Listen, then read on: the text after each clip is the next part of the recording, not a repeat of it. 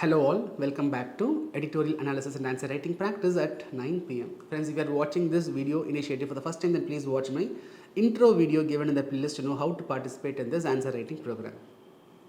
There is a speculation that US Federal Reserve is going to revise the policy rates on the higher side.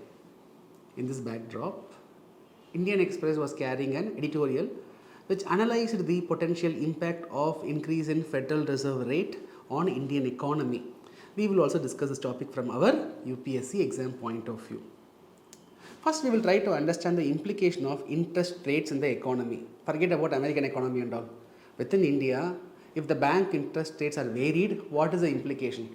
When the bank interest rate is low, then you will borrow more. When you borrow more, you will have more money in your hand. Right? With more money, you will consume more. When you consume more, that is going to create more demand. More demand means more production. To produce more output, we need more workforce. Job will be created. Because of more production, the GDP will improve. The country's income will improve. Right? If the interest rate is very high, if the bank interest rate is very high, what will happen? You will not borrow more. You will borrow less. With lesser money in your hand, you will consume less. Your spending will decrease, you will consume less. When your consumption reduces, the demand reduces. When demand reduces, production reduces. When production reduces, jobs will not be created. When production reduces, the national income will also be affected. The GDP will also be affected. So now you got a clarity on the implication of the interest rates on the Indian economy on a macroeconomic scale. Now let us try to understand what will happen if interest rate is varied in American economy. Yes, in American economy, when the interest rate is getting changed, that is going to have an impact on Indian economy. That is what we are trying to understand. Usually, American economy, a stable economy, the inflation will be less. In America, the economy is stable, the inflation is less. Since inflation is less, in America, the interest rate will be low. In America, the interest rate will be low. In India, developing economy, inflation will be slightly higher. Because of higher inflation, the interest rate in India will be high. So in America, interest rate is low. In India, interest rate is high. Usually, it will be like this. For the sake of understanding, assume in America, interest rate is 2%.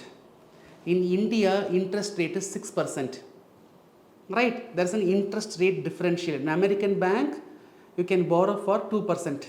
In Indian bank, right, you will get 6%. You deposit money in Indian bank, you will get 6%. Interest is high.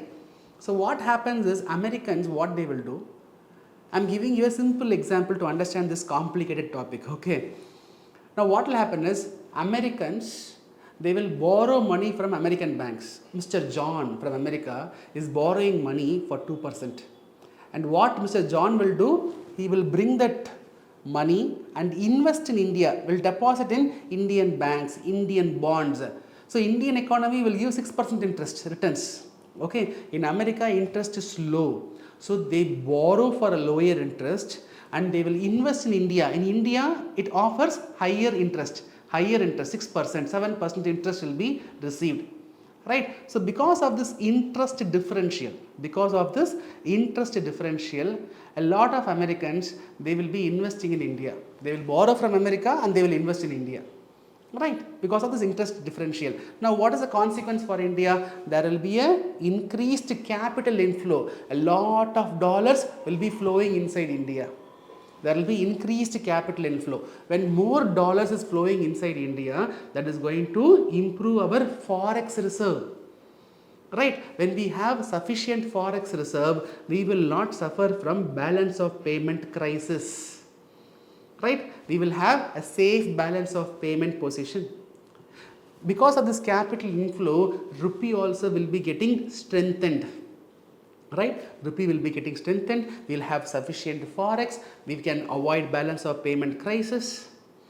Right, and this increased capital inflow into Indian market is going to ultimately increase the money supply in India, because American dollars is going to come to India, it will be invested in India, in Indian bonds. Okay, so that dollar we can convert into rupee, and that extra dollars coming into India is increasing the money supply in India.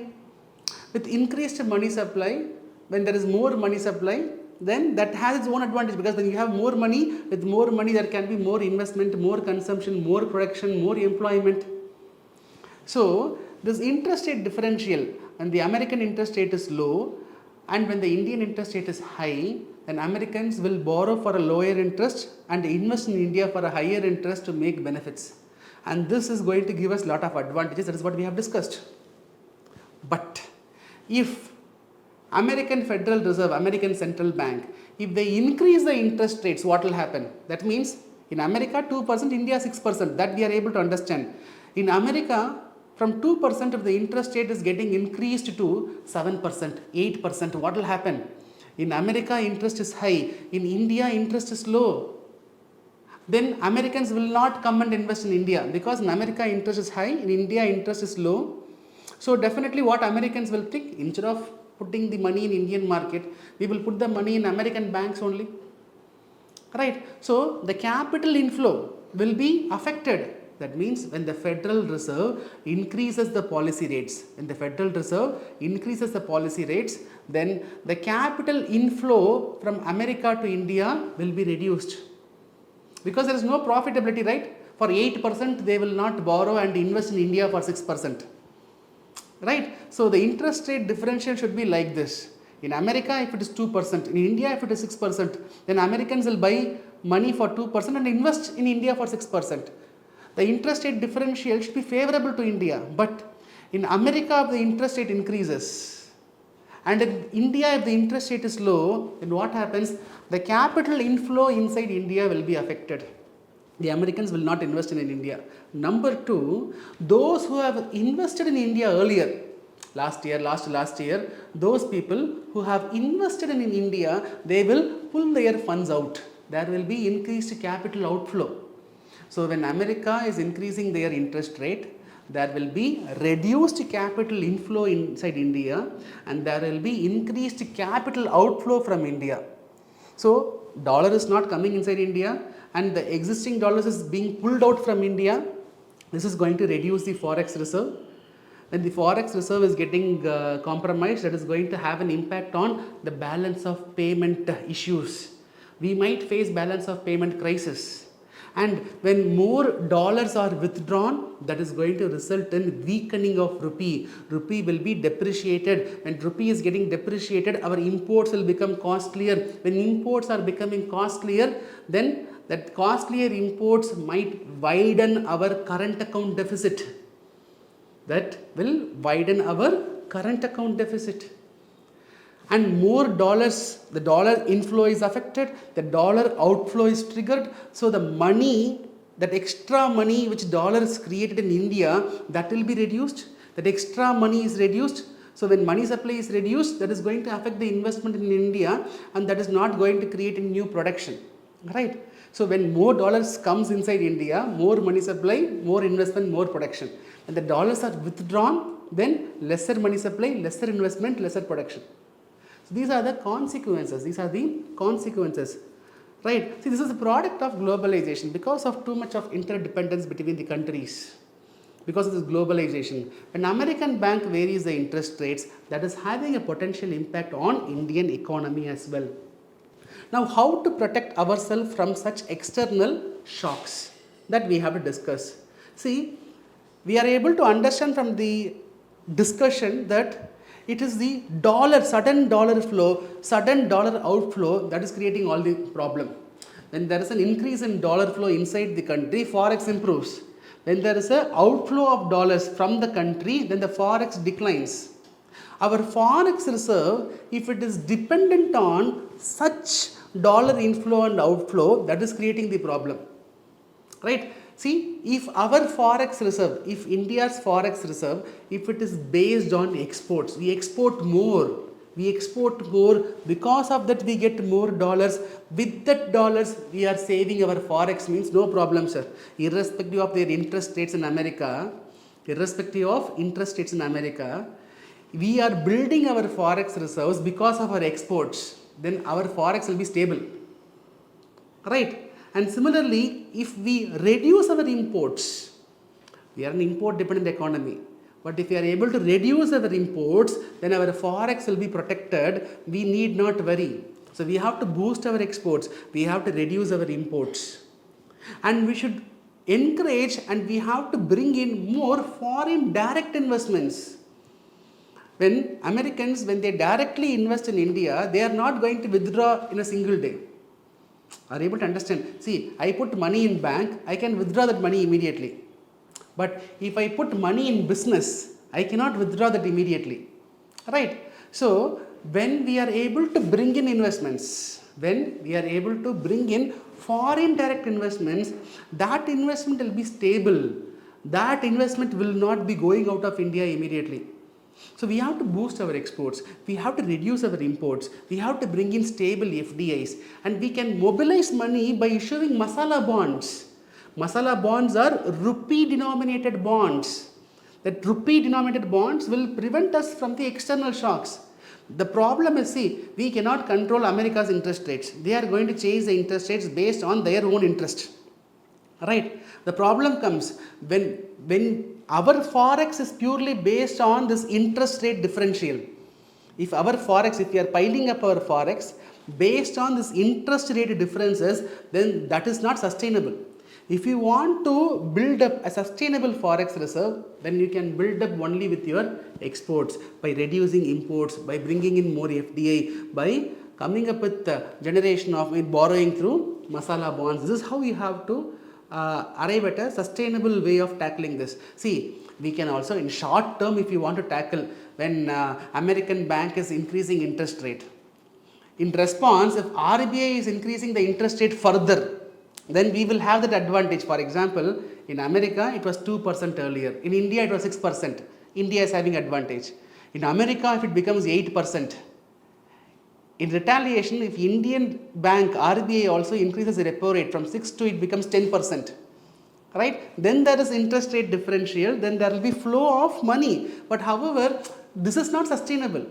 Reacting to RBI Federal Reserve, if Indian RBI reacts with increased repo rate further, that is going to have different problems. That is not a sustainable solution. Sustainable solution is boosting our exports, reducing our imports, improving FDI, and borrowing through masala bonds. All these are sustainable solutions. But however, if you want to have a long-term solution, because we have to ensure, we have to ensure macroeconomic stability. Our economy should be resilient to such changes happening in the external world. If we want to have that kind of stability, we should go beyond. What we should do? The need of the hour is internationalization of rupee. What do you understand by internationalization of rupee? It refers to increased usage of rupee in the cross-border transactions. Increased usage of rupee in the current account, capital account transactions, in the cross-border transactions. Today we use dollars for export, imports, investments. What if we are using rupee?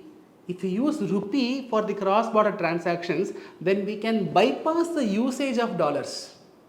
Today, dollar is a dominant currency because of various reasons. Slowly, we have to internationalize rupee. We have to take efforts to ensure that in the cross-border transactions, rupee is preferred. And government and RBI is taking efforts in such direction. So, when rupee is accepted in other countries for cross-border transactions, then that will help us to bypass the dollar. Why we should depend on dollar? When we can do our trade and investment using rupee, why we should depend on dollars? Right? So this internationalization of rupee is going to give you a long-term solution, though it is not going to happen immediately. In near future, in short term, we cannot expect this. But from now onwards, we have to take efforts, and government and RBI is taking efforts for internationalization. So that will be the sustainable solution in long term. Right friends, I hope you got some clarity on this topic. So based on our discussion, I will give you a question. Examine the impact of US Federal Reserve rate hikes on emerging markets like India. Discuss the strategies India can adopt to mitigate its susceptibility to these hikes and enhance its macroeconomic resilience. It will be a 15-marker question. So you plan your answer for 250 words. Right friends, I hope our initiative is adding value to your preparation. I will see you tomorrow with another interesting editorial topic. Till then, bye. Take care.